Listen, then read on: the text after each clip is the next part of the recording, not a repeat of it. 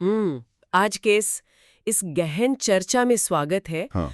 आज का हमारा जो विषय और स्रोत है ना, वो बहुत ही ज्यादा अनोखा है। अनोखा और मैं तो ये कहूंगा कि शायद अब तक का सबसे संक्षिप्त स्रोत है। बिल्कुल, क्योंकि उपलब्ध स्रोत सामग्री में मतलब उसमें केवल एक ही वाक्यांश मौजूद है, योगा के फायदे, बस 3 शब्द। हाँ, बस 3 शब्द और कुछ भी नहीं। और आज का हमारा मिशन यही है कि हम इस अत्यधिक संक्षिप्त स्रोत के निहितार्थ को समझें कि ये एकमात्र वाक्यांश आखिर दर्शाता क्या है।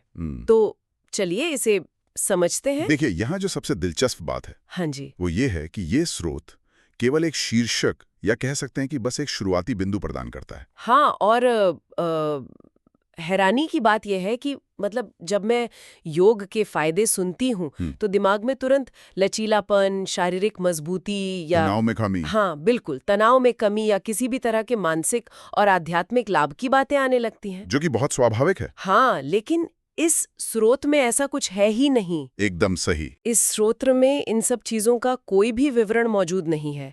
सामग्री पूरी तरह से केवल और केवल योगा के फायदे शब्द तक ही सीमित है। इसमें कोई अतिरिक्त तथ्य नहीं है, कोई तर्क या विशिष्ट विवरण शामिल नहीं है। ये एकदम एक खाली कैनवास की तरह है। हाँ, एक खाली कैनवस।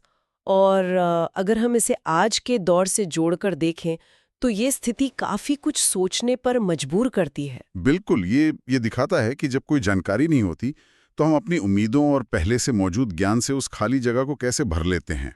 और सुनने वालों के लिए इसकी प्रासंगिकता यही है आज के इस सूचना के दौर में। मतलब हम कितनी बार सिर्फ हेडलाइंस देखते हैं। रोजी, हाँ, सोशल मीडिया पर स्क्रॉल करते हुए अक्सर सामना केवल हेडलाइन से ही होता है। हाँ, और वास्तविक गहराई या जानकारी का पूरी तरह से अभाव होता है। हम बस शीर्षक पढ़ते हैं और मान लेते हैं कि हमें सब पता चल गया। यही इस चर्चा का सबसे बड़ा निष्कर्ष भी है। स्रोत से मिलने वाली एकमात्र जानकारी बस योगा के फायदे विषय का उल्लेख मात्र है और कुछ नहीं। और यही बात एक बहुत ही गहरे सवाल को जन्म देती है।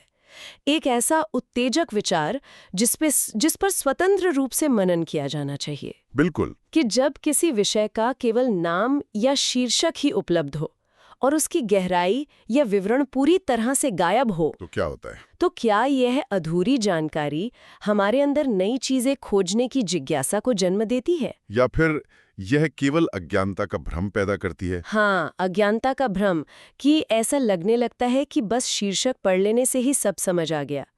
यह सच में सोचने वाली बात है जिस पर सभी को विचार करना चाहिए।